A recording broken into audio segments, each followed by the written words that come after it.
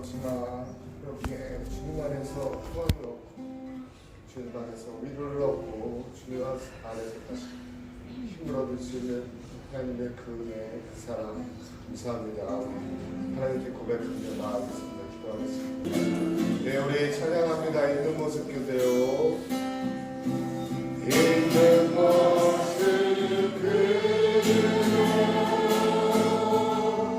있는 모습 그대로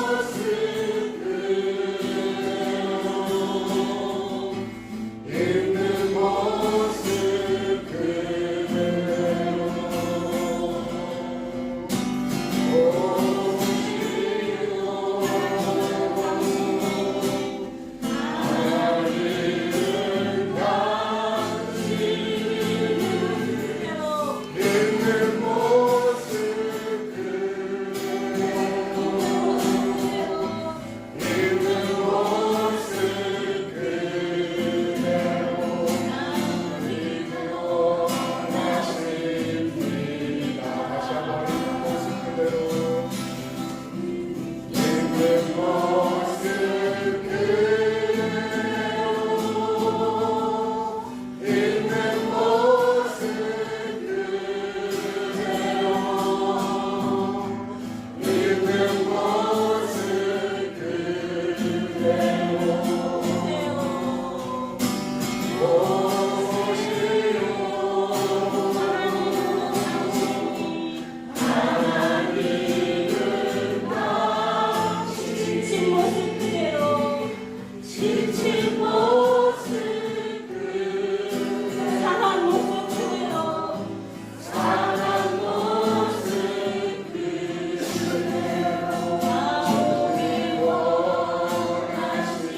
마지막으로 다시 한번 고백하고 있는 모습 그대로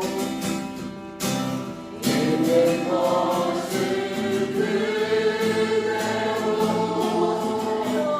있는 모습 그대로 지친 모습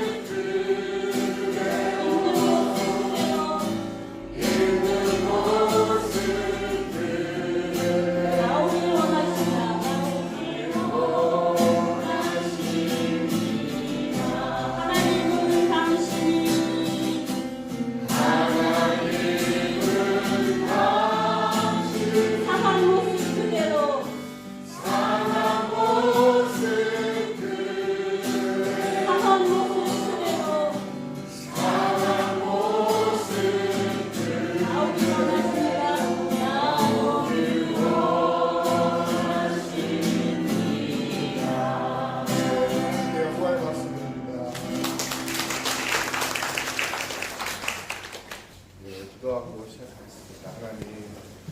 하나님이 좋습니다. 하나님 말씀이 좋고 하나님의 찬양이 좋습니다. 저희가 상하고 힘들고 어려울지라도 하나님 말씀으로 저희를 일으켜주시고 하나님 찬양으로 저희를 일으켜주시고 주님의 성령으로 저희들에게 새 힘을 주시옵소서. 오늘 말씀 공부합니다. 주여 절대로 듣는 자마다 되는 것이 아니라 행하는 자가 될 수 있도록 도와 주시옵소서. 예수님의 이름으로 기도했습니다. 근데 제가 찬양 오늘 같이 많이 해주셔서 감사해요. 오늘 제 자신을 찬양했어요. 왜냐하면 같이 와서 은혜 받는 분이 그런데 제가 찬양이 되게 필요했어요. 어떻게 하루 종일 통역을 했어요. 비타민 C라고 양지에서 여러 나라에서 오셨어요. 근데 아침 새벽에 나가지고 저녁 늦게 들어왔어요. 그래서 너무 피곤한데 오늘 새벽에 일어나면서 하나님 너무 피곤해요. 그랬는데 그냥 찬양 안 하고 이거 하면 억울할 것 같아요. 신앙생활에 기쁨이 있어야지. 맨날 통역만 하고 막 말씀만 하면 이게 뭐야. 찬양을 좀 더 해야겠다. 나를 위해서 해야겠다. 그래서 또 찬양을 했는데 너무 제가 은혜를 받는 것 같아요. 감사합니다. 찬양을 해주셔서 감격하고 이 맛에 사는 거죠. 같이 1절 읽을게요. 그러므로 형제들이여 내가 하나님의 자비하심으로 여러분에게 권합니다. 여러분의 몸을 하나님께서 기뻐하시는 거룩한 산 제물로 드리십시오. 이것이 영적 드림입니다. 1절부터 11절까지 바울이 계속 복음에 대해서 얘기했어요. 복음이 어떻게 나를 변화시켰는지, 우리를 의롭게 해주시고 자녀 삼아주시고 영화롭게 하시고 택해 주시고 그거 쭉 나열하시고, 그리고 5장에서 우리가 5절까지 나아가서 하나님의 영광 안에서 기뻐하는 그걸 얘기를 하면서 이제 12장부터 계속 행하라는 거예요. 자기 몸을 드리려는 거예요. 그래서 저도 어떻게 막 몸을 드렸거든요. 근데 힘든 거예요. 그러면 힘들면 어떻게 해요? 예, 몸을 드리고 모든 것을 드렸어요. 저도 기쁨으로 드렸어요. 어떻게 정말 기쁨으로 했어요. 그리고 자기를 부인하고 했어요. 근데 그렇게 드리고 난 다음에 힘들어요. 그러면은 저번 주에 얘기했죠. 하나님의 자비하심을 바라보라는 거예요. 우리가 어떻게 구원받았는지 바라보라는 거예요. 그게 지금 제가 한 거예요. 너무 힘들어. 하나님 힘들어요. 이제 하나님의 자비하심을 막 만끽해야 될 것 같아요. 그래야 힘을 얻을 것 같아요. 그래서 막 찬양 계속하자 그랬어요. 왜냐면 제가 너무 힘들어서 하나님 다시 힘주세요. 그래서 막 찬양하고 하나님의 자비하심을 바라보는 거예요. 하나님의 자비하심은 뭐죠? 그러니까 영어로는 in view of God's mercy. You have to see God's view, God's mercy in view. 그죠? 하나님의 자비하심을, 하나님이 우리를 어떻게 구원하여 주셨는지 바라보는 거예요. 그렇게 바라보면 또 힘이 나요. 영적 침체를 극복하는 거. 하나님의 자비하심을 바라보는 거예요. 그리고 충분한 말씀, 기도, 찬양 하면은 성령님께서 우리 마음을 새롭게 하셔요. 그죠? 그래서 너희는 마음을 새롭게 해서 변화를 받아 하나님이 기뻐하시는 뜻을 알라고 했잖아요. 그래서 우리가 그 로마서 1장 2장 1절 12장 1절 2절은 우리 믿음 생활의 지침서예요. 어떻게 해야 하는지. 그래서 열심히 우리의 몸을 드렸어요. 그죠? 근데 지쳤어요. 지금 저같이. 그럼 하나님의 자비하심을 계속 바라보는 거예요. 찬양을 하든 말씀을 듣든 기도를 하든. 그래서 막 충분하게. 너무 좋아, 너무 좋아, 너무 좋아. 그러면 막 다시 힘을 얻어요. 그럼 성령 충만하게 되고. 그래서 그렇게 하다 보면 이것이 너희가 드릴 영적 예배니라 그랬잖아요. 그러면 정말로 예수님 나를 위해 죽으시고 예수님 임재 안에 거하는 게 너무 좋고 예수님 생각하는 게 너무 좋고 그렇게 생각하면 그래 이렇게 헌신하는 게 당연한 거지. 그래서 다시 나가서 헌신하는 거예요. 그래서 또 피곤해요. 그거 또 하는 거예요. 찬양하고 말씀 보고 기도하고. 근데 정말 흘러 넘칠 때까지. 그리고 또 흘러 넘치면 또 하나님이 힘주시거든요. 그래 너 헌신하는 거 당연하지. 또 나가. 근데 어저께 막 제가 헌신했잖아요. 근데 찬양이 없어. 메말라. 기도가 없어. 메말라. 그러면은 불만이 튀어나오는 거예요. 그죠? 이제 다시는 안 간다. 아니지. 다시 통역가로 불러보지 마라. 그러는 거예요. 그게 이게 로마서 12장 1절 2절이 정말로 저희 영적 생활하는 지침서예요. 그래서 제가 한국에 있었을 때 사역하시다가 힘드시면 저희 부모님 할머니 할아버지들 보면 기도원에 가서 역적 회복을 하시더라고요. 가서 계속 기도원에 가서 기도하시고 금식하시고 찬양하시고 그렇게 기도하시고 그랬는데 한국만이 아니었어요. 제가 가는 곳마다 신앙인들이 다 비슷해요. 이거를 해요. 영적 침체 극복하는 거. 열심히 생각한 다음에 독일에서는 수도원이 좋은 게 많아요. 수도원이 독일은 카톨릭만 수도원이 있는 게 아니에요. 카톨릭만 수녀 수도사가 있는 게 아니에요. 개신교도 수녀가 있고요. 수도사가 있고 수도원이 있어요. 독일은. 왜냐면 마틴 루터가 개혁할 때 수도사였고 자기 부인이 수녀였거든요. 근데 거기서 나와서 종교개혁을 했잖아요. 근데 그게 아쉬운 거예요. 거기 예수님 안에서 예수님만 생각하는. 그래서 마틴 루터가 수도원 드세요 하고 수녀도 있고요. 수도사들도 있어요, 계신 분. 그래서 독일도 열심히 일하다가 침체되면 수도원에 들어가서 묵상하고 찬양하고 해요. 독일만 있는 게 아니더라고요. 미국에 가니까 캐즈윅이라고 있어요. 캐즈윅. 그 캐즈윅이 예전에 웰시 리바이벌도 있었거든요. 웨일즈에 거기도 비슷한 시간에 1907년 뭐 그때 웨일즈에도 부흥이 일어났었어요. 그때 부흥이 일어나서 거기 그 사람들이 또 그 미국에도 있어 그런 부흥이 동시다발적이 일어났는데 그 중에 하나 캐스윅 무브먼트였어요. 그래서 그 캐스윅 사람들도 열심히 막 부흥의 열매라서 그 뭐 펜실베니아, 뭐 뉴저지 뭐 그런 데 가면 리트리트 센터를 세워놨어요. 기도원 같은 거, 수련원. 그래서 리타이어한 할아버지 할머니들이 다 서빙해요. 보면 그러면은 닭고기 주고 뭐 주고 그럼 거기서 먹고 기도하고 또 먹고 기도하고. 그러니까 기도원 같은 게 다 있어요. 한국에도 기도원, 독일에도 수도원, 미국에는 기도원 다 있어요. 그래서 이렇게 영적 침체를 극복하는 방법을 저희가 항상 하나님 모든 것을 드려야 되고, 하나님 예수님이 드린 것처럼 우리의 몸을 드리고, 우리의 모든 것을 드리고, 기쁨으로 드리고, 자기를 보임하며 드리고, 이것이 logical worship이라고 했잖아요. reasonable worship, rational worship이라고 했잖아요. 이게 맞는 거예요. 그래서 완전히 헌신하는 거예요. 그럼 또 burnout 되죠. 그러면 또 하나님의 자비하심, in view of God's mercy를 생각하는 거예요. 하나님이 나를 어떻게 구원하셨는지. 그래서 그거를 계속 생각할수록 다시 힘을 얻으면 또 열심히 헌신하고 이걸 반복하는 거지. 그래서 이제 12장부터 이제 15장까지는 16장은 이제 인사 말씀이고 12장부터 15장까지는 우리가 예수님 안에서 하나님의 의를 받은 구원받은 사람은 어떻게 행동해야 되냐. 그래서 쭉 나오고 있어요. 그래서 12장에는 내가 구원을 받았으면 나와 내 자신과의 관계, 그 다음에 나와 내 이웃과의 관계, 12장에서 13장에서 나와 내 국가 사이의 관계, 그리고 14장에서는 나와 다른 형제 자매 공동체 안에서 나보다 연약한 그 형제 자매와 관계, 이 관계에 대해서 복음 안에서 어떻게 관계를 맺는지 그거에 대해서 계속 나오고 있어요. 같이 2절 읽을게요.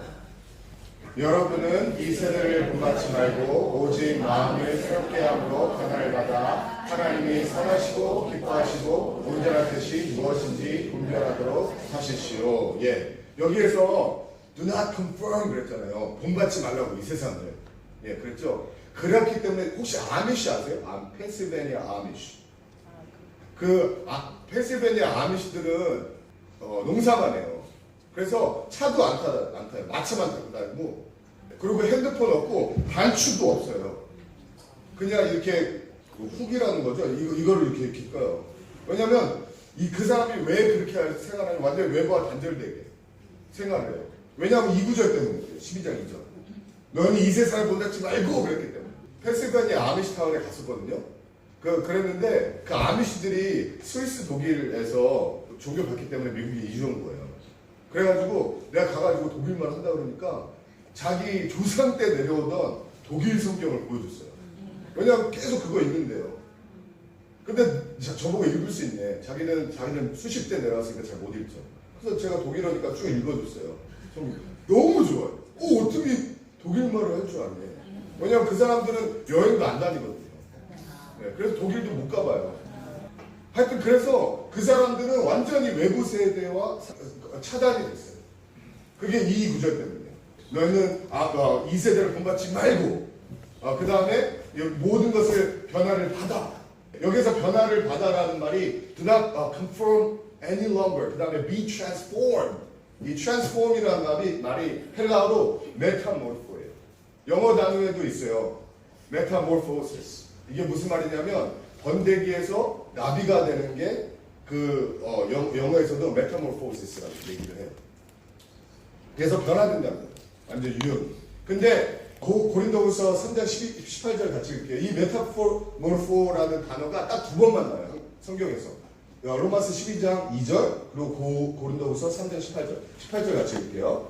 우리는 다 벗은 얼굴로 주의 영광을 바라보는 가운데 그와 같은 형상으로 변화해 영광에서 영광에 이르게 됩니다. 이 일은 주의 영으로 말하지 않습니다. 예, 그와 같은 형상으로 변화해. 메타모르포시스. 그죠?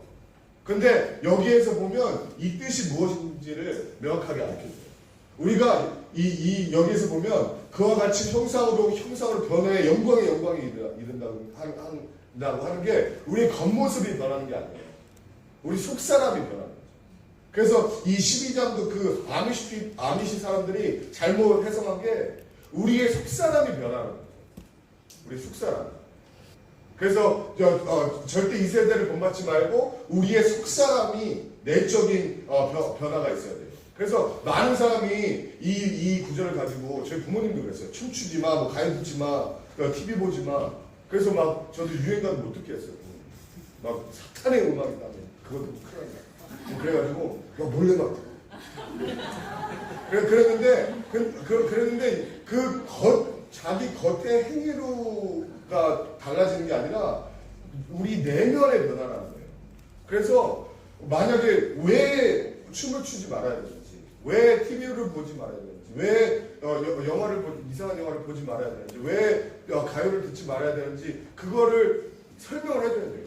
왜 그러냐? 왜냐하면 내 안에서 예수님의 사랑이 이런 것들보다 더 크니까 그거를 만끽을 해라.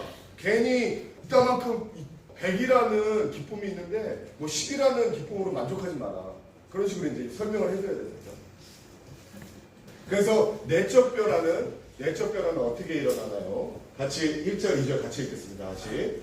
그러므로 형제들이여 내가 하나님의 자비하심으로 여러분에게 권합니다. 여러분의 몸을 하나님께서 기뻐하시는 거룩한 상태로 드리십시오. 이것이 여러분이 드릴 영적 예배입니다. 여러분은 이 세대를 본받지 말고 오직 마음을 새롭게 하고 변화를 받아 하나님이 선하시고 기뻐하시고 온전하신 뜻이 무엇인지를 분별하십시오. 그래서 항상 저희가 얘기를 해야 되는 게 왜 우리가 이 술, 담배 뭐 이런 걸 하지 말아야 되는 이유를 설명하는 게 항상 저희가 봐야 되는 거는 하나님의 자비하십니다. 우리가 구원을 받았기 때문이에요. 예수님이 돌아가셨기 때문이에요. 우리가 1장부터 11장까지 구원이 무엇인지 확실히 알기 때문이에요. 그래서 이유를 설명하고 그렇기 때문에 예수님이 우리를 구원해 주시기 때문에 이 세상 것들보다 하나님이 주신 게 더 좋다라고 얘기를 해줘야 되는 거죠. 그래서 골로새서 3장 16절 같이 읽을게요. 그리스도의 말씀이 여러분 안에 풍성히 거하십시오. 모든 지혜로 서로 가르치고 권면하며 시와 찬미로 신령한 노래를 부르며 하나님께 감사하는 마음으로 찬양하십시오. 예, 우리가 골로새서 16절 말씀에 우리가 그 하나님의 자비하심으로라는 말씀을 묵상하면 그 풍성하게 묵상할수록 우리에게 더욱더 큰 변화가 일어난다는 거예요. 에베소 4장 23절 보니까 심령으로 새롭게 된다고 했어요. 우리가 하나님의 자비하심이라는 하나님의 은혜를 묵상하고 보면 볼수록 그 말씀을 풍성히 묵상할수록 우리의 심령이 새롭게 돼요. 그래서 고린도전서 2장 12절 같이 읽을게요. 우리는 이 세상의 영을 받지 않고 하늘로부터 온 영을 받았습니다. 이것은 하나님께서 우리에게 주신 내 선물들을 깨달아 알게 하시려는 것입니다. 예. 우리가 이 하나님의 자비하시는 하나님의 은혜를 묵상하면 묵상할수록요 하나님의 은혜가 얼마나 하나님께서 깨닫게 해주세요. 하나님의 성령을 통해서. 그래서 이 세상이 것이 이래서 재미가 없는 거구나. 하나님의 것이 이래서 재미있는 거구나. 그래서 자연적으로 하나님의 것을 찾게 되는 거죠. 예. 그게 내적 변화예요. 이거는 얘기를 했고요. 그래서 그 다음에 이제 저희와 나와 내 자신과의 관계니까 교만과 낙심에서 벗어나는 법을 알려주고 있어요. 그러면서 우리 보고 교만하지 말고 낙심하지 말아요. 예. 같이 1절부터 3절 같이 읽을게요. 그러므로 형제들이여 내가 하나님의 자비하심으로 여러분에게 권합니다. 여러분의 몸을 하나님께서 기뻐하시는 거룩한 상품으로 드리십시오. 이것이 여러분이 드릴 영적 예배입니다. 여러분은 이 세대를 본받지 말고 오직 마음을 새롭게 함으로 변화를 받아 하나님이 선하시고 기뻐하시고 온전하신 뜻이 무엇인지 분별하도록 하십시오. 나는 내가 주신 은혜를 힘입어 여러분 각 사람에게 말합니다. 여러분은 마땅히 생각할 그 생각을 품지 말고 오직 하나님께서 각 사람에게 나누어주신 믿음의 분량대로 그렇게 맡아 생각하십시오. 왜 이 말을 써두냐면 저희가 이제 하나님의 복음을 깨닫고 저희 몸을 다 드리잖아요. 그러면 몸을 드리면 드릴수록 우리가 헌신을 하면 할수록 어떻게 되냐면 우리가 교만해지거나 낙심하게 돼요. 그 헌신한 결과 때문에. 그 헌신했는데 사람들이 막 지켜 세워두면 교만해질 수 있고 그 헌신한 것 때문에 사람들이 깎아내리면 낙심할 수가 있고 그렇기 때문에 3절에서 나는 내게 주신 은혜를 힘입어 여러분 각 사람에게 말합니다. 여러분이 마땅한 생각할 그 이상의 생각을 품지 말고 오직 하나님께 각 사람에게 나눠주신 믿음의 분량대로 분수에 맞게 생각하십시오. 그 이상의 생각과 그 이하의 생각을 하지 말라는 거예요. 그래서 자기의 분수에 맞게 살라는 거잖아요. 그래서 우리가 하나님께서는 우리가 교만할 때 항상 하나님의 자비하심을 생각해 줘요. 그래서 그래 내가 교만할 이유가 없지. 나 같은 죄인은 하나님께서 살려주셨는데 내가 어떻게 교만하겠어. 내가 얼마나 큰 죄악 가운데 있었는데 하나님께서 구원해 주셨잖아. 그래서 나를 낮추게 돼.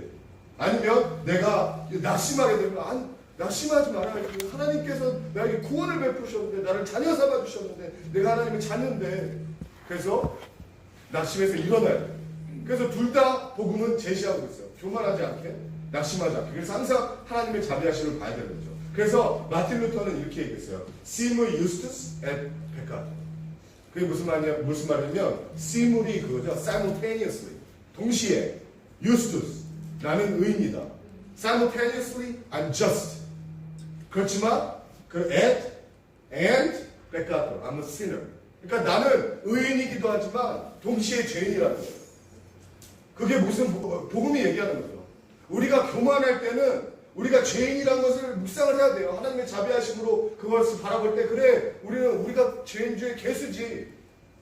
우리가 낙심했을 때는 우리가 의인이라는 걸 묵상을 해야 돼요. 하나님의 자비하심으로. 그래 내가 많은 사람들이 나를 질책하고 내가 나쁘다고 하지만 내 의로 구원받는 게 아니잖아. 하나님의 의를 주신 거잖아. 그래서 Simul justus et peccator 라고 얘기를 하는 거지. 그래서 그렇게 얘기하고 또 교만과 낙심을 벗어나는 법 두 번째를 얘기하고 있어요. 4절 8절 같이 읽을게요. 우리가 한 몸에 많은 지체를 가졌으니 모든 지체가 같은 기능을 하는 것이 아닙니다. 이와 같이 우리 많은 사람들도 그리스도 안에서 한 몸을 이뤘고 각 사람은 서로 지체가 됐습니다. 우리는 우리에게 주신 은혜를 따라 서로 다른 은사를 갖고 있습니다.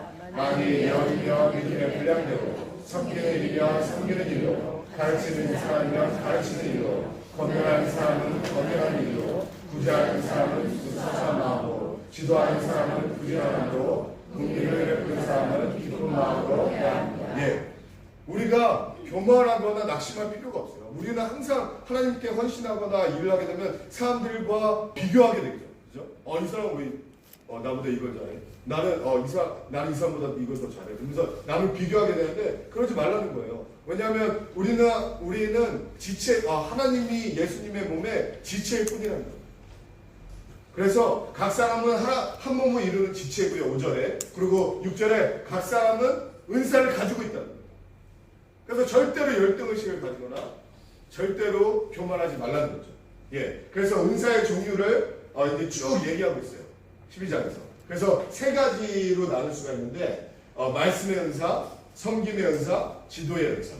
그래서 말씀의 은사는 예언, 가르침, 권면, 지식 이게 고린도전서 10장에 나왔죠. 그리고 섬김의 은사는 베푸는 거, 자비, 대접, 기적, 방언, 통변 이게 섬김으로 하나님께서 주셨어요. 지도의 은사는 조직을 잘 다루는 리더 행정 그리고 지혜를 가지는 이런 은사를 로마서에도 그렇고 고린도전서에서도 가르치고 있습니다.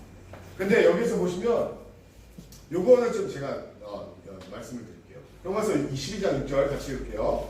우리는 우리에게 주신 은혜에 따라 서로 다른 은사를 갖고 있습니다. 만일 예언이며 믿음의 분량대로. 그래서 쭉 은사에 대해서 얘기하면서 예를 들었어요. 근데 여기에서 보시면 예언을 믿음의 분량대로라고 했어요. 이 분량대로라는 말이 헬라어로 아날로기안이라고 써 있는데 그 영어 단어 analogy 여기 헬라어 단어에서 나왔어요.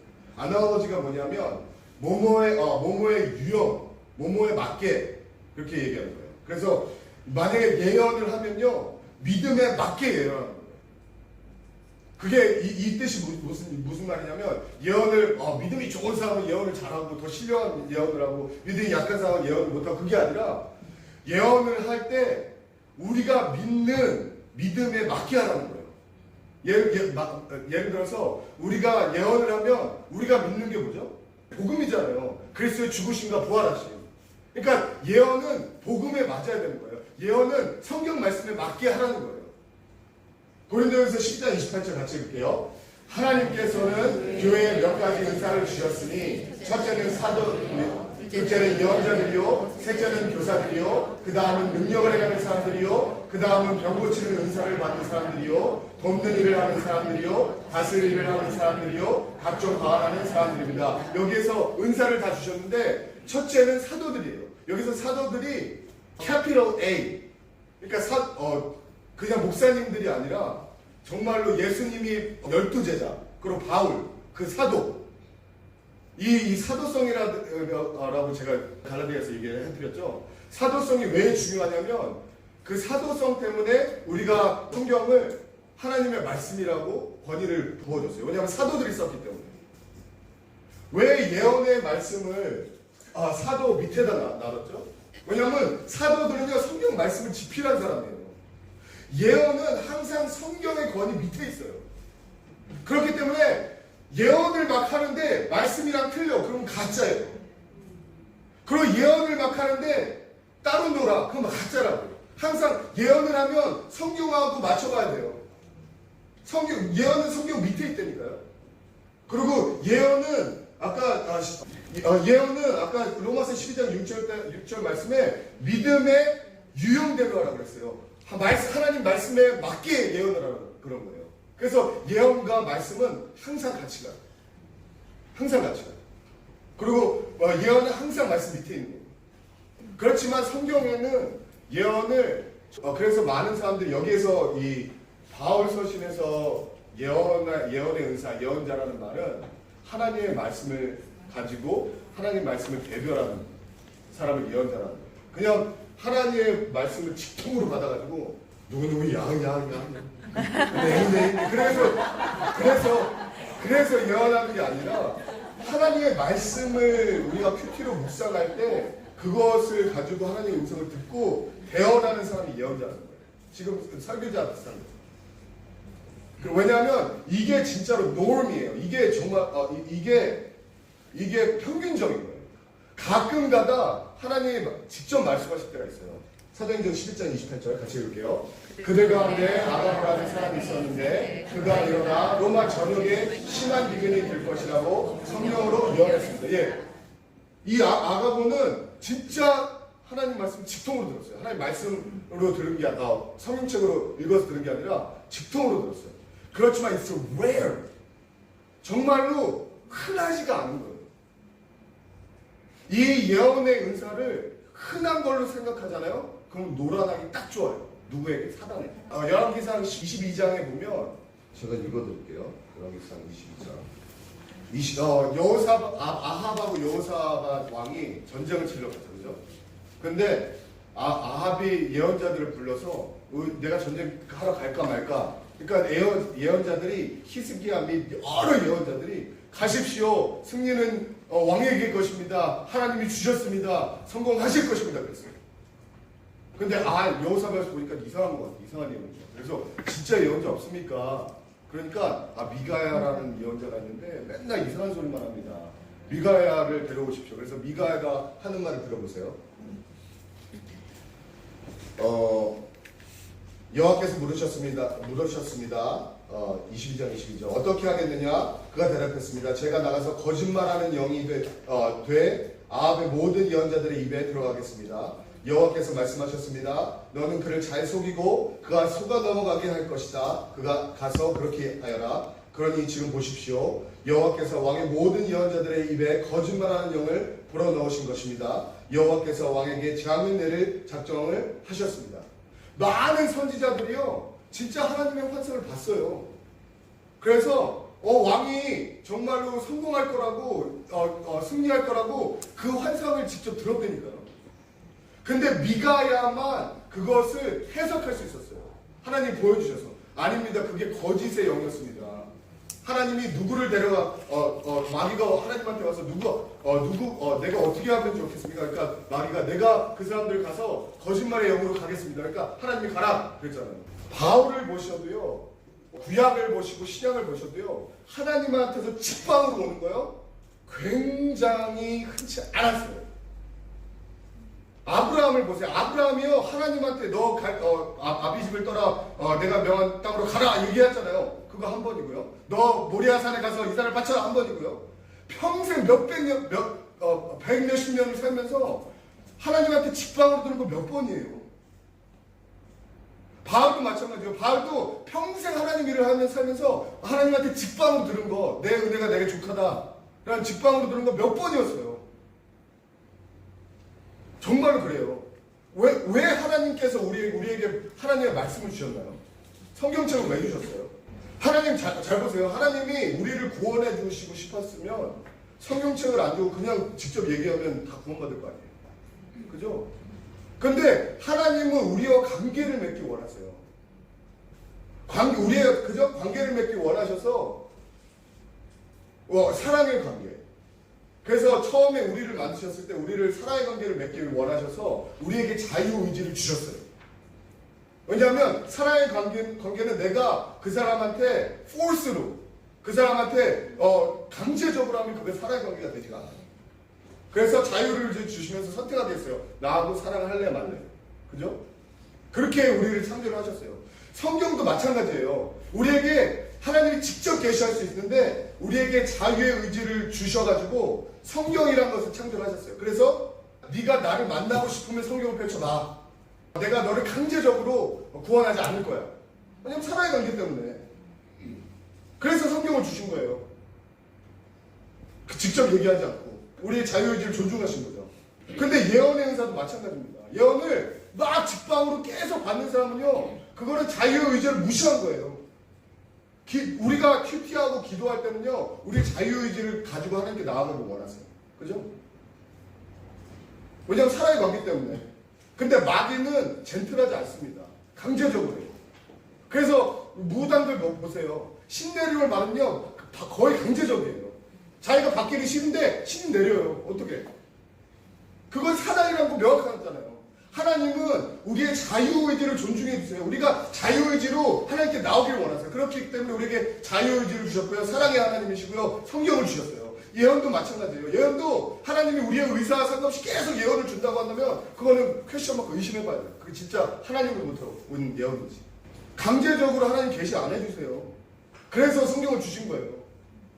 그래서 사도 바울이 계속 성경에 말하는 거예요. 만약 예언을 하려면 믿음의 분량대로 말씀을 따라 예언을 하십시오. 만약에 예언을 하려면은 첫째는 사도들의 말 밑에 성경 밑에 성경의 뒷받침에 예언을 하십시오. 정말로 그래요. 그래서 정말로 더욱더 하나님을 만나고 싶으시면 더욱더 성경을 많이 보셔야 돼요. 제가 왜 이런 얘기를 하냐면 저희 할머니가 은사가 많으셨어요.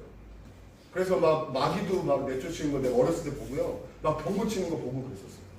근데 저희 할머니가 저한테 얘기한 게, 비호야, 너 분별의 은사 없이 성령, 예언, 방언, 병 고치는 거 그런 거 쫓으면 마귀한테 놀아나기 십상이다. 그랬어요. 예, 그래서 저는 너무너무 감사해요. 저는 이렇게 막 우리 조부모님들은 그런 계시로 받았지만 저는 그런 계시 없이도 하나님의 말씀으로 하나님이 정말로 저한테 말씀하세요. 저 말씀 안에서 너무너무 기쁘고요. 그리고 정말 말씀 아니고 다른 데서 직방으로 온다 그러면 의심부터 해가셔야 돼요. 이건 되게 중요해요. 왜냐하면 성령의 역사가 많으면 많을수록요, 마귀의 역사도 엄청 많거든요. 기독교 역사가 보여줘요. 항상 부흥이 일어나잖아요. 그러면 이단들이 부흥을 통해서 나와요. Jehovah's Witness, 뭐 여호와의 증인들, 몰몬교들 다 미국 제2차 부흥 대성이 끝나고 다 나온 이단들이에요. 한국도 이단이 왜 많은지 아세요? 한국도 평양 부흥 대부흥이 있었잖아요. 그렇기 때문에 오늘 기회에 왔을 때 성령을 강조하시고 성령 역사가 진짜 많아요. 근데 성령의 역사가 많으면 많을수록 악령의 역사도 분명히 있을 거라고 경계를 하셔야 돼요. 그렇기 때문에 정말로 말씀을 보셔야 돼요. 예, 그래서 나와 내 자신과의 관계를 복음 안에서 정립을 하라고 항상 하나님의 자비하심을 바라보라고 얘기를 했고요. 그래서 내가 교만하지 않고 낙심하지 않게, 내가 번아웃되지 않게 그렇게 얘기했고요. 그리고 나와 내 이웃 간의 관계를 얘기해 주고 있어요. 같이 읽겠습니다. 이게 항상 기본이 되는 거라 제가 계속 얘기하고 있어요. 같이 읽겠습니다. 그러므로 형제들이여, 내가 하나님의 자비하심으로 여러분에게 권합니다. 여러분의 몸을 하나님께서 기뻐하시는 거룩한 산제물로 드리십시오. 이것이 여러분들의 영적 예배입니다. 여러분은 이 세대를 본받지 말고 오직 마음을 새롭게 함으로 변화를 받아 하나님이 선하시고 기뻐하시고 온전하신 뜻이 무엇인지 분별하십시오. 예. 그래서 9절 10절 같이 읽겠습니다. 사랑에는 거짓이 없어야 합니다. 악한 것을 미워하고 선을 붙드십시오. 형제의 사랑으로 서로 사랑하고 서로 먼저 존경하며. 예. 여기에서 왜 우리가 형제를 사랑하라고 하죠? 왜냐하면 하나님의 자비하시기 때문에, 복음 때문에. 예수님이 우리를 먼저 사랑하셨기 때문에, 그렇기 때문에 우리가 형제를 사랑하는 거예요. 그래서 항상 우리가 무엇을 하든 never forget, 정말 잊어버리지 말아야 되는 것은 복음. 항상 복음을 생각해야 된다. 그래서 여기에서 형제를 어떻게 사랑하라고 하냐면요, 이 형제의 사랑으로 말이 그 헬라어로 필라델피아예요. 근데 정말 형제를 사랑하는 말. 그래서 형제를 어떻게 사랑해야 되냐면 거짓이 없게 사랑하라는 거예요. 이 거짓 없으라는 헬라 단어도 영어 단어랑 비슷해요. 그래서 제가 써놨는데 안 히포크리토스예요. 히포크리토스. 그게 위선자라는 말이잖아요. 히포크리토스. 근데 안이 들으면 부정이죠. unhypocritical. 그러니까 위선 없이 사람을 대하는 게 그렇게 사랑한다는 거죠. 형제를 사랑할 때 위선 없이 대하는 거죠. 그래서 우리가 공동체에서 정말로 저희 양천 공동체에서 순예배에서 성령이 역사하고 많은 사람들이 예수님을 만나는 게 우리 순모임에서 이게 행해져요. 위선 없이 대하잖아요. 우리가 순식구들을. 그럴 때 순식구들이 변화되는 것이 나타나는 거죠. 11절, 12절 같이 읽을게요. 열심을 내니라고 성령으로 뜨거워진 마음으로 주를 섬기십시오. 소망 가운데 기뻐하고 환난 가운데 참으며 기도에 항상 힘쓰십시오. 예, 그래서 저희들이 항상 살아갈 때 어떻게 하냐면 환난 가운데 인내와 기도로 항상 성령 충만에 믿는 삶을 형제들한테 보이는 거예요. 그리고 13절 성도들이 쓸 것을 공급하고 나그네를 대접하는 일에 힘쓰십시오. 예. 그래서 저희가 그 하나님의 자비하심을 바라보면서 기분만 좋은 게 아니라 그것을 액션으로 옮기는 거죠. 형제를 사랑하는 거예요. 그래서 그렇게 형제를 사랑할 때 우리가 그 형제에게 본을 보여주는 거예요. 성령으로 뜨거워진 마음으로 그 사람한테. 그리고 그 사람을 열심히 섬기는 거고요. 그리고 원수를 어떻게 사랑하는지 17절에 나왔어요. 같이 읽을게요. 아무도 악을 악으로 갚지 말고 모든 사람 앞에서 선한 일을 힘써 행하십시오. 예. 그래서 우리가 원수 갚지 말라는 거는 기본이에요. 근데 18절에 뭐라고 나왔죠? 같이 읽을게요. 여러분이 할 수만 있으면 모든 사람들과 평화롭게 지내십시오. 예. 그래서 원수를 대할 때 원수가 갚지 않는 건 기본이지만 그 원수에게 가서 원수를 피하면 안 돼요. 우리가 불편한 사람을 피하면 안 되고 그 사람한테 다가가야 된다. 다가가서 무슨 얘기를 해요? 21절 같이 읽을게요. 악에 지지 말고 선으로 악을 이기십시오. 예. 그래서 우리가 어떻게 여기 군사용어를 이긴다는 그 군사용어인데 억압에 제압당하지 말고 악에 제압당하지 말고 악을 제압하라는 거예요. 어떻게 악을 제압하죠? 저희가 그 원수에게 다가가서 그 원수에게 용서를 하고 사랑으로 포용해주면 그게 악을 제압하는 거예요. 지금 미국에 요즘에 막 그 바이럴 소셜 미디어에서 막 나오더라고요. 뭐냐면 앰버 가이어라는 여자 경찰이 자기 집인 줄 알고 3층이 자기 집인데 4층에 들어갔어요. 이제 근무 다 마치고 경찰복 가지고 입고 3층을 누른다는 게 4층을 눌러서 4층으로 올라가서 갔는데 대문이 열려 있는 거예요. 그래서 너무 놀라가지고 들어가가지고 보니까 흑인 남자가 앉아 있는 거예요. 그래서 총을 겨누고 그 남자를 쐈어요. 그래가지고 그 남자가 죽었어요. 그랬는데 막 달라스에서 일어난 거예요. 그래서 막 그 사건을 이제 덮으려고 그러니까 막 흑인들이 데모했어요. 막 백인 경찰이 그래서 뭐 그 사람들 그 사람 유치장에 안 넣는 거냐 아마 그래서 데모하니까 오케이 그래서 법으로 10년형을 때렸어요. 그랬는데 2019년 10월에 10년을 때렸는데 그 10년을 때릴 때 법정에서 죽은 사람 보어담 주인이라는 남자의 26살 남자의 동생이 증언하러 법정에 서가지고 무슨 얘기를 했냐면 나는 이 여자 성경을 용서합니다 라고 얘기하면서 나는 이 여자가 감옥 가기 원치 않습니다. 나는 이 여자가 예수님을 만나서 구원받기 원합니다라는 거를 ABC 뉴스에서 그냥 틀어줬어요. 그래서 예수님 믿어서 구원받기 원합니다. 그걸 계속 얘기하는 거예요. 그래서 감옥 보내지 마세요. 그러면서 뭐라 그랬냐면 나중에 뭐라 그랬냐면 재판장님 저 여자 순경한테 허구해도 될까요? 그래서 나가가지고 허구하라 그래서 그 여자 순경하고 이 동생하고 계속 그거를 하라는 거죠. 우리가 악에 지지 말고 선으로 악을 이기십시오라는 모습을 보여준 거예요. 5분 쉬고 여기에 대해서 디스커션을 하겠습니다. 부르면서 순간 8절부터 2절을 보면 은사에 대해서 쭉 나오는데 그 세 가지로 뭐 예언, 가르치, 권면, 지시, 배품, 뭐 자비, 대접, 방언, 훈변 뭐 그런 쭉 나오는데 세 가지로 나눌 수 있다고 했잖아요. 이 세 가지를 또 한 가지로 정리를 하면 은사는 남을 섬기는 거예요, 그죠? 그렇기 때문에 뭐 예언을 하고 막 계시를 받고 방언을 하고 그러는데 자기가 드러나잖아요. 뭐 남이 드러나지 않고 하나님께서 주신 은사는 남들이 세움을 받아야 돼요. 자기가 드러나는 게 아니라. 근데 막 방언을 하고 예언하고 막 그러는데 자기가 드러나. 그러면은 해야 돼요. 예. 왜냐하면 섬기는 거기 때문에 다 남들이 인정해 줘야 되고요. 자기는 드러내면 안 돼요. 제가 저희 할머니를 보면서 항상 깨달은 게 뭐냐면 저희 주위에서 은사를 받으셨는데 되게 오래 사역을 하셨어요. 거의 죽을 때까지 하시고 가셨는데 그래서 저희 할머니가 장로님이었어요. 그러니까 감리교니까 장로가 있죠. 그래서 장로님 어떻게 그 은사를 오래 유지하시냐고. 그러니까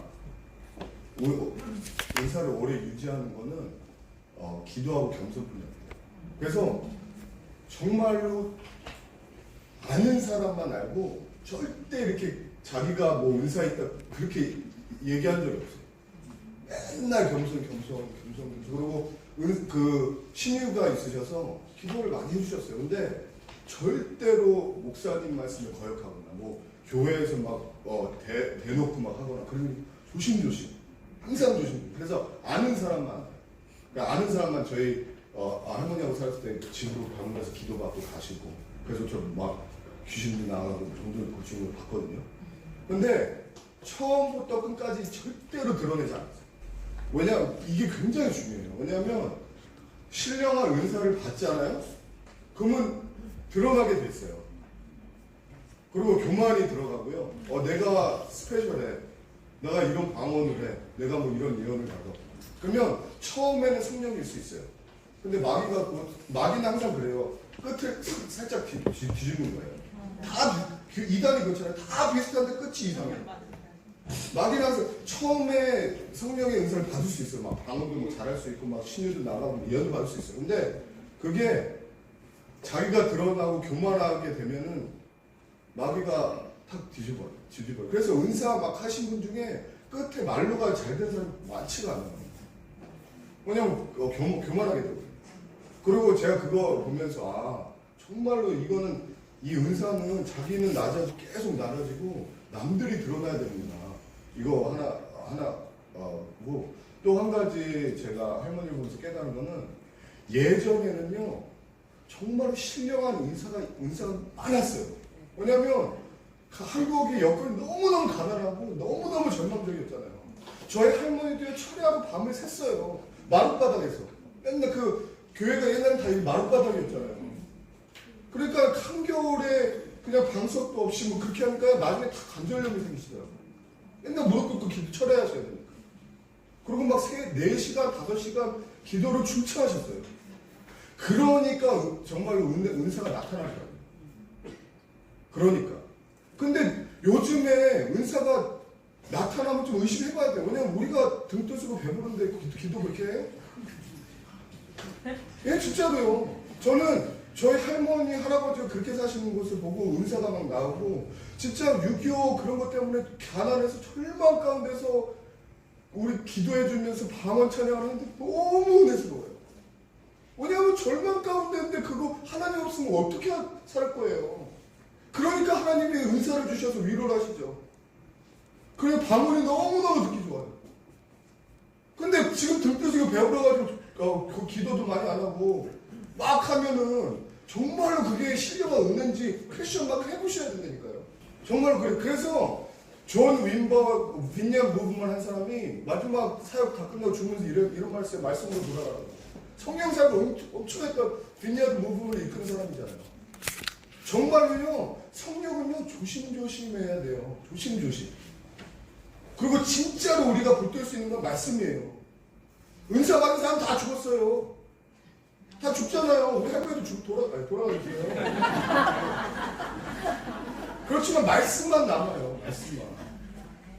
그렇기 때문에 말씀, 그래서 저는 온누리 교회가 좋은 게, 어저께도 그 비타민 C가 온누리 사역을 외국 목사님들한테 알려주는 거예요. 그러면서 주축적인 사역이 뭐냐? 1대1과 큐티래요. 1대1과 큐티가 뭐예요? 말씀이거든요. 말씀. 큐티 말씀 보고 하잖아요. 그래서 말씀에는요, 시간을 많이 투자하시고 올인하시고요. 성령 계시 이런 은사랑요 조심조심 하세요. 조심조심. 예, 정말로 그래요. 왜냐하면 하나님이 살아 계신데 마귀도 살아 있어요.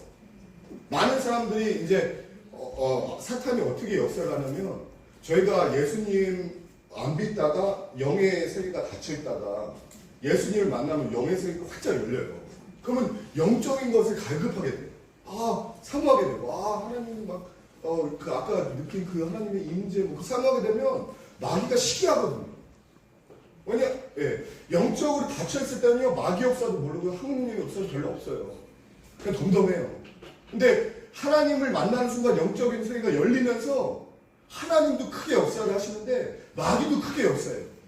그렇기 때문에 그 은사를 조심하시라는 거예요. 마귀가 살아있기 때문에. 하나님도 열심히 기도하고 찬양하면 역사를 하시는데요, 마귀가 끝에만 싹 흐려요. 그리고 아까 말씀드린 것처럼 마귀하고 하나님하고 구별하는 게 굉장히 중요한 게, 하나님의 역사는 정말로 신사적이에요. 하나님의 역사는 진짜로 신사적이에요. 근데 마귀 역사는 강제적일 때가 많아요. 그래서 정말로 막 무분별하게 은사를 체험한다 그러면은 굉장히 퀘스천 마크를 해야 될 가능성이 많아요. 왜냐, 하나님 우리를 존중해서 자유의지를 주고, 우리를 존중해서 성경이라는 매개체로 우리한테 대화를 나누기 원했거든요. 그렇기 때문에 하나님의 은사도 그래요. 굉장히 우리를 존중해야 돼요. 그래서 우리가 기도 같은 거, 말씀 큐티 같은 거 우리가 하기 싫으면 안 하잖아요. 근데 성령이 막 예언을 받는 사람들 가운데는요, 막 반감제적으로 막 받을 때도 있더라고요. 그거는 의심해봐요. 네, 그렇게 하고, 그래서 항상 말씀으로 돌아가시는 게 중요하다고 제가 생각을 해요. 13장에는 복음 안에서 나와 국가 간에 얘기를 해요. 존 스타트가 이렇게 네 가지로 국가 간을 분류를 했는데, 교회와 국가. 근데 13장은 나와 국가예요. 근데 그 에라스무스가 얘기한 거는 국가가 교회를 컨트롤하는 거. 독재 정치 예를 들어. 그리고 디오크러시, 신정론은 교회가 국가를 컨트롤하는 거. 그리고 컨스탄티니아니즘은 콘스탄티누스가 얘기한 거, 교회와 국가가 서로 돕는 거, 서로 유익을 주고받는 거. 그래서 중세의 바티칸하고 유럽 왕조하고 서로 받았죠. 제가 그 논문에서 한국 교회사를 연구할 때 재밌게 본 게 뭐냐면 카톨릭은 한국에서나 일본에서나 엄청나게 핍박을 받았어요. 그래서 뭐 절도사를 가면 대부분 카톨릭 신자잖아요. 근데 기독교는 한국에서 핍박을 별로 안 받았어요. 왜냐하면 처음에 기독교가 들어왔을 때 한국이 서양 문물을 받아들이고 원하는데 고종이 아무도 서양 문물이 들어올 사람이 없어요. 일본은 가고 싶고 중국은 무역교류를 하고 싶었는데 한국은 들어올 사람이 없었던 거예요. 서양 문물을 받아들이고 싶고. 그래서 고종이 선교사를 받아야 되는데 신하들하고 얘기를 했어요. 어떻게 선교사를 받아들일까? 근데 그러니까 신하들이 선교사를 받아들이는데 그래서 선교사를 통해서 신문물, 서양 그 과학이나 뭐 그런 걸 다 받아들이고 싶은데 유럽 선교사를 받아들일까? 미국 선교사를 받아들일까? 그랬는데 유럽 선교사님은 유럽은 정교가 분리가 안 됐어요. 그래서 만약에 유럽 선교사가 들어오면 분명히 정치적 세력도 들어오겠다. 근데 미국은 정교가 분리돼서 미국 선교사를 받으면 정치적인 간섭을 얻겠다. 그래서 미국 선교사를 데려온 거죠. 그래서 한국은 미국 교회의 영향이 그래서 큰 거예요. 그래서 그때부터 1800년 말부터 여태까지 항상 한국은 이 교회가 국가와 서로 돕는 관계였어요. 그렇게 고종이 받아들이고, 그래서 고종은 의사로부터 의학 혜택, 뭐 그런 거, 배제학당 뭐 그런 거 다 받아들였고, 그리고 일제시대 때는 선교사님들이 한국 사람들 도왔고요. 그리고 6.25 때는 미국이 도왔고, 그 다음에 미국 군정에서도 그 선교사님들하고 선교사님 원더우드 가족들이 선교사로 헌신했잖아요. 그 다음에 이제 일본이 나가니까 그 미국 군정에 들어갔잖아요. 그 군정의 장교들이야 선교사 아들 출신이 엄청 많았어요. 왜냐하면 미국 군정이 들어왔는데 일본 분이 갑자기 나가서 들어왔는데 한국 사람하고 소통할 사람이 별로 없는 거예요. 근데 미국 사람인데 한국만 좀 잘해요. 근데 지금 군복무도 하고 있네? 그래서 다 그 사람들을 등용한 거죠. 그러니까 그 언더우드 아들도 그렇게 해서 등용을 받았는데, 그래서 언더우드가 아들이 딱 그 미국 군정에서 참여를 하면서 어떤 한국 사람하고 어떻게 교류를 해야 되냐. 그러니까 자기 부모님이 잘 트레인 시켜주신 한국 배지학과 출신 뭐 그런 사람들 다 등용한 거예요. 그래서 그 이승만 정권 때 그렇게 기독교 인사들이 많은 거죠. 그런 식으로 한국이 이렇게 교회와 국가가 서로 돕는 관계여서 이 교회 부흥이 크게 일어났다고 제가 논문 쓰면서 이렇게 봤었어요. 그 다음에 네 번째, 파트너십. 교회와 국가는 독립기관으로 격려와 협력으로 각자 자기에 맡겨진 임무를 완수한다. 그래서 존 스토트는 이 파트너십으로 각자 역할이 있는데, 교회는 영혼구원, 국가는 사회를 잘 치리하는 거. 그래서 서로 각각 맡은 영역을 서로 도와가면서 하는 거다. 그래서 네 번째로 얘기를 하더라고요. 예. 그래서 1절 같이 읽을게요. 각 사람은 위에 있는 권세들에 복종하십시오. 무슨 권세든 하나님께로부터 오지 않은 것이 없고 이미 있는 권세는 다 하나님께서 세우신 것입니다. 예. 그래서 저희가 국가에 복종하는 이유가 있어요. 이 당시에 바울이 국가에 복종하라고 얘기했을 때 로마는 기독교 국가가 아니었어요. 그죠? 이 당시에 네로가 통치하는 독재국정이었어요. 그런데도 바울은 국가에 복종을 하래요. 그러면서 첫 번째로 왜 그러는 거냐면 그게 옳은 것이기 때문이에요. 왜 옳은지 다니엘서 4장 17절에 설명을 드리고 있어요. 같이 읽겠습니다. 이 일은 감시자들의 명령한 것이요 거룩한 이들이 말한 것으로 높고 높으신 분이 인간 나라를 다스리시고 누구든지 그분이 원하는 사람에게 그 답을 주시며 가장 처할 사람을 그 지위에 세우신다는 것을 사람들에게 알리려는 것입니다. 예. 우리가 어떤 국가든 독재정권이든 민주주의든 복종을 해야 되는 게 옳은 게, 왜냐하면 국가와 지도자는 하나님께서 주신 거기 때문에 우선 그래서 복종하라는 거죠. 그리고 국가에 복종하는 거, 권력에 복종하는 건 지혜로운 것이에요. 3절 4절 같이 읽을게요. 통치자에 대해서는 선한 일 때문에 두려워할 것이 없고 악한 일 때문에 두려움이 대상이 됩니다. 권세자를 두려워하지 않기를 원합니까? 선을 가십시오. 그러면 그에게 칭찬을 받을 것입니다. 그는 여러분에게 선을 이루기 위해 일하는 하나님의 일꾼입니다. 그러나 여러분이 악을 행했다면 두려워하십시오. 그는 공연히 칼을 가진 것이 아닙니다. 그는 하나님의 일꾼으로서 악을 행하는 사람에게 하나님의 진노를 실행하는 사람입니다. 예. 여기에서 보시면 하나님이 국가에 칼을 지어주셨다고 그랬어요. 그죠? 모든 사람이 칼을 가지고 있으면 효율이 없어요. 특히 미국에서 예를 들면 건 컨트롤 이슈가 있죠. 다 세컨드 어메인먼트 때문에 다 모든 사람이 they can bear arms 그렇게 세컨드 어메인먼트에 수정을 해놨어요. 그래서 모든 사람들이 총을 가지고 있어요.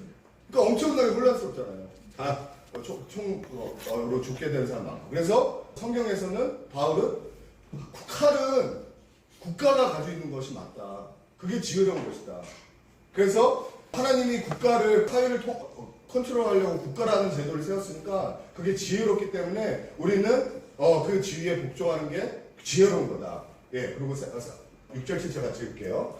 여러분이 조세를 바치는 것도 바로 이 때문입니다. 그들은 하나님의 일꾼으로서 바로 이 일을 항상 힘쓰고 있습니다. 여러분은 모든 사람에게 의무를 다하십시오. 조세를 바쳐야 할 사람에게 조세를 바치고 관세를 바쳐야 할 사람에게 관세를 바치고 두려워할 사람을 두려워하고 존경할 사람을 존경하십시오. 예, 정부에서 사회, 경제, 건강, 복지, 군사, 정치를 다 우리가 위임해서 컨트롤하게 하기 때문에 우리가 다 혼자 할 수 없잖아요. 이렇게 하는 게 효율적이기 때문에 복종을 하는 거예요. 그래서 국가에 복종하는 게 나쁜 조건이든 좋은 조건이든 옳은 거고요. 하나님이 선택하신 거기 때문에. 그 다음에 지혜로운 거고 효율적인 거예요. 그러면 무조건 국가나 대통령이나 권력자에게 복종을 해야 됩니까?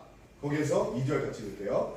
따라서 권세에 대항하는 사람은 하나님의 명을 거역하는 것이니 거역하는 사람은 심판을 자초할 것입니다. 예. 그래서 권세에 복종을 하는 거예요. 근데 무조건 하는 거냐? 7절을 같이 볼게요. 여러분은 모든 사람에게 의무를 다하십시오. 조세를 바쳐야 할 사람에게 조세를 바치고 관세를 바쳐야 할 사람에게 관세를 바치고 두려워해야 할 사람을 두려워하고 존경해야 할 사람을 존경하십시오. 이 바울이 얘기한 거는 예수님이 얘기한 것을 따온 거죠. 그죠? 예수님이 이렇게 얘기했어요. 21절 같이 읽겠습니다. 그들은 가해사할 것입니다. 라고 대답했습니다. 그러자 예수께서 그들에게 말씀하셨습니다. 그러므로 가해사할 것은 가해사에게 바치고 하나님의 것은 하나님께 바치고. 예. 바울이 조세는 국가에 바치는 게 마땅하다고 했어요. 왜냐하면 그게 옳고 효율적이고 지혜로운기 때문에 국가가 다 알아서 해주기 때문에. 그렇지만 조세를 바치는 국가에 바치기도 하지만 안 바칠 수도 있다는 거예요. 그래서 예수님이 뭐라 그랬어요? 가해사의 것은 가해사에게, 그렇지만 하나님의 것은 하나님에게. 그것을 얘기하고 싶었던 거죠. 그래서 권력에 무조건 순종하라는 게 아니에요. 다 베드로전서 2장 17절 같이 읽을게요. 모든 사람을 존경하고 형제들을 사랑하며 하나님을 두려워하고 왕을 공경하십시오. 예. 왕을 공경해서 복종을 하지만 그 우선순위가 뭐죠? 하나님을 두려워해요. 그래서 로마서 13장 4절 같이 읽을게요. 그는 여러분에게 선을 이루기 위해 일하는 하나님의 일꾼입니다. 예. 우리가 왕을 복종해야 돼요. 왜요? 그는 하나님의 일꾼이기 때문에. 그러니까 첫 번째로 복종해야 할 사람은 누구예요? 하나님이에요. 그래서 하나님을 두려워하는 것이 우선이죠. 그 다음에 왕이죠. 그 다음에 국가고. 예. 그래서 만약에 우선순위가 있을 때, 예를 들어서 부모님이 교회 가지 말라고 해. 그러면은 부모님을 말씀을 복종해야 되나요? 아니면은 아닌가요? 예. 우리는 교회를 가야 돼요. 왜냐하면 하나님을 복종하는 게 우선이기 때문에. 똑같은 거예요. 국가도 우리가 국가에 복종을 해야 돼요. 그게 마땅하다고 얘기를 해요. 그렇지만 그게 우선이 되지 않아요. 왜냐하면 우리는 첫 번째로 하나님의 백성이기 때문에. 하나님한테 거스르면 국가가 하나님의 거스리는 것을 이행하라고 하면 우리는 거절을 해야죠. 그래서 이게 예입니다. 27절 25절 같이 읽을게요. 그들은 사도를 데려다가 대제사장의 신문을 받도록 공회 앞에 세웠습니다. 대제사장이 말했습니다. 우리가 예수의 이름으로 가르치지 말라고 단단히 주의를 주지 않았느냐. 그런데 너희는 온 예루살렘을 너희 가르침으로 가득 채우고 이 사람을 피에 대한 지름을 우리에게 뒤집어 씌우려고 하는구나. 베드로와 다른 사람들이 대답했습니다. 사람에게 순종하기보다 하나님께 순종하는 것이 맞다. 예. 많은 기적과 인사가 일어나니까 대제사장이 잡았어요. 사내들에서. 그래서 고문을 하니까 뭐라 그래요? 사람에게 순종하는 것보다 하나님께 순종하는 것이 마땅합니다. 저희가 취할 내용이죠. 그래서 순종을 보면 성경에서 이런 예들이 많이 나와요. 요셉도 바로 왕에게 순종을 했어요. 그죠?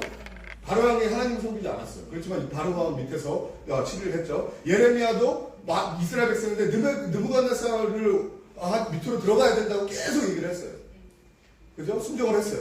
그리고 요셉과 마리아도 로마 친령이 왔을 때 순종을 해서 베들레헴으로 내려갔잖아요. 인구조사. 예? 그래서 우리는 권력에 순종하는 게 마땅해요. 그렇지만 다른 예도 있어요. 불순종할 때도 있어요. 불순종할 때가 언제예요? 사드락 메삭 아벳네고가 느부갓네살이 이방신을 나를 섬기고 하나님을 섬기지 말라 그러니까 불순종했어요. 왜냐면 우리의 우선순위는 뭐예요? 하나님이니까. 예. 그리고 출애굽 3파가 아들라면 다 죽이라고 그랬는데 안 죽였어요. 왜 그래요? 하나님을 두려워했기 때문에. 그게 우선입니다. 예. 그래서 국가의 기능에 대해서도 얘기해 줍니다. 3절 4절 같이 읽겠습니다. 성취자에 대해서는 선한 일 때문에 두려워할 것이 없고 악한 일 때문에 두려움이 개선이 됩니다. 권세자를 두려워하지 않기를 원하니까 선을 행하십시오. 그러면 그에게 칭찬을 받을 것입니다. 그는 여러분에게 선을 이루기 위해 일한 하나님의 일꾼입니다. 그러나 여러분이 악을 행한다면 두려워하십시오. 그는 공경의 칼을 가진 것이 아닙니다. 그는 하나님의 일꾼으로 악을 행하는 사람에게 하나님의 진노를 집행하는 사람. 예, 국가가 존재한 이유가 여기 있어요. 모든 좋은 것을 장려해야 되고요. 옳은 일하는 사람들을 칭찬해야 되고, 그 다음에 악을 행하는 사람을 벌어주는 게 국가가 하는 의무죠. 8절 다시 읽을게요. 서로 사랑하는 것 외에는 누구에게든지 아무 빚도 지지 마십시오. 남을 사랑하는 사람을 율법을 다 이루었습니다. 가늠하지 말라, 살인하지 말라, 도둑질하지 말라, 탐내지 말라라고 하는 계명과 그렇게 다른 계명이 있을지라도 이 모든 계명은 내 이웃을 내 자신과 같이 사랑하라라고 하는 이 말씀 가운데 다 요약되어 있습니다. 사랑은 이웃에게 악을 행하지 않습니다. 그러므로 사랑은 율법의 완성입니다. 예, 저희가 우리 국가에 대해서 순종할 때 그냥 순종만 하는 것이 아니라 더 액티브하게 사랑으로 실천하라는 거예요. 법만 어기는 것이 아니라 더 적극적으로 사랑을 실천하면서 법을 더 이루라는 거죠. 예, 그래서 국가를 순종하는 방법으로서 사랑으로 섬김으로 더 그리스도인을 액티브하게 해야 됩니다라고 얘기를 하는 거고, 그 다음에 저희가 국가를 복종을 할 때 영원한 안목을 가지고 복종을 하라고 나와 있어요. 11절 13절 같이 읽을게요. 여러분이 이 시기를 알고 있는 것처럼 벌써 잠에서 깨어야 할 때가 왔습니다. 이제 우리의 구원이 처음 믿을 때보다 가까이 왔기 때문입니다. 밤이 깊고 낮이 가까이 왔습니다. 그러므로 어두운 일들을 벗어버리고 빛의 갑옷을 입읍시다. 낮에 행동하듯이 단정하게 행동합시다. 방탕하거나 술 취하지 말고 음행하거나 호색하지 말며 다투거나 시기하지 말고 오직 예수 그리스도로 옷을 입고 정욕을 채우려고 육신의 일을 애쓰지 마십시오. 예, 국가관을 13절에 계속 얘기하면서 사랑에 대한 것도 얘기해요. 그죠? 우리가 사랑을 적극적으로 참여하고 그러면서 또 구원에 대한 것도 얘기를 해요. 구원이 가까이 왔다. 저희가 왜 구원을 소망하면서 국가에게 복종을 해야 될까요? 왜냐하면 계시록 1절 2절 같이 읽을게요. 그리고 나는 새 땅을 보았습니다. 처음 하늘과 처음 땅이 사라지고 바다도 더 이상 존재하지 않았습니다. 또 나는 거룩한 구성 세계의 사람이 하늘에서 하나님께로부터 자기 남편을 위해 화장한 신부처럼 준비돼 내려온 것을 보았습니다. 예, 이게 무슨 뭘 뜻하냐면요, 저희가 얘기하는 천국이 하늘에만 있는 것이 아니에요. 지금은 하늘에 있어요. 그래서 우리가 죽잖아요? 그러면 우리 육신은 묻히고 영혼은 하늘로 올라가요. 그래서 우리가 장례 예배 드릴 때 천국의 소망을 갖자고 얘기를 하는 거죠. 근데 마지막 때는요, 그 천국이 이 땅으로 내려와요. 그래서 천국이 하늘에서 이 땅에 건설되는 거예요. 그게 마지막 우리가 영과 육이 부활을 하잖아요. 그래서 마지막으로 예수님이 재림해서 천국이 이루어지는 게 이 땅이라는 거예요. 여기 천국이 이 땅으로 내려온다고 여기 얘기를 하잖아요. 그렇기 때문에 그렇기 때문에 13절 15절 같이 읽을게요. 각 사람이 드린 정성과 힘이 드러날 것입니다. 이는 그날에 그것들이 불 가운데 나타남으로 밝히 드러날 것이기 때문입니다. 불은 각 사람이 드린 정성과 힘이 어떠한지 시험할 것입니다. 만일 누가 그 기초 위에 세워놓은 일이 그대로 있으면 상을 받고, 만일 누가 그 위에 세워놓은 일이 불타 없어지면 해를 입을 것입니다. 그 자신은 구원을 받을 것이나 마치 물길을 간신히 피해 얻는 것과 같을 것입니다. 예, 천국이 내려오면 모든 것 새하늘과 새 땅이 이루어져요. 왜냐하면 이 세상의 것은 불이 나와서 다 소각해서 없어져 버려요. 그렇지만 하나님 것만 이 땅에 존속할 거예요. 영원히. 그래서 예를 들어서 쓰레기는 타면 없어져요. 그죠? 근데 금은 타면 더 순도가 높은 금으로 나와요. 저희가 여기 이 세상에서 이 세상이 끝나는 게 아니에요.